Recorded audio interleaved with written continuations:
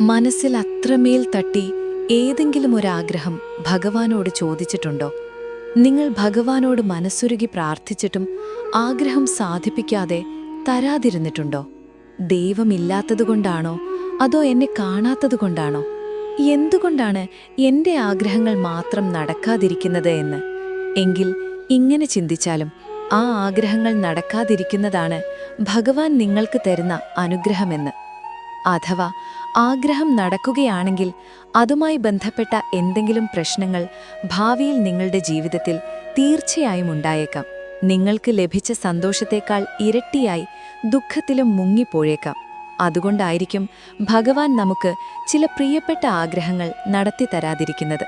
അത് ലഭിച്ചാൽ ഉണ്ടാകുന്ന, അല്ലെങ്കിൽ നമ്മുടെ ആഗ്രഹം നടന്നാൽ ശേഷം നമ്മുടെ സ്വഭാവത്തിന് വരുന്ന മാറ്റങ്ങൾ കൊണ്ട്, അല്ലെങ്കിൽ ഭാവിയിൽ മറ്റു വ്യക്തികളിൽ നിന്ന് നമുക്ക് മുറിവേൽക്കാൻ സാധ്യതയുള്ളതുകൊണ്ടൊക്കെയാണ്.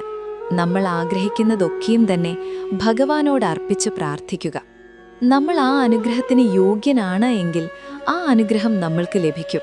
കാരണം നമുക്ക് യാതൊരുവിധ ബുദ്ധിമുട്ടും ദുഃഖവും വരില്ല. അങ്ങനെയെങ്കിൽ മാത്രമാണ് ഭഗവാൻ തൻ്റെ ഭക്തന് താൻ ആഗ്രഹിക്കുന്ന വരം നടക്കാനുള്ള അനുഗ്രഹം നൽകുകയുള്ളൂ എന്നുള്ളതാണ്. അതിനാൽ നമ്മൾ ചെയ്യേണ്ടത് ഭഗവാനെ പഴിക്കാതെ നമ്മുടെ ഭക്തിയിൽ സ്വയം സംശയിക്കാതെ ജീവിക്കുക എന്ന് തന്നെയാണ്. നമ്മൾ അർഹനാണെങ്കിൽ തീർച്ചയായും അനുഗ്രഹവും ലഭിക്കും.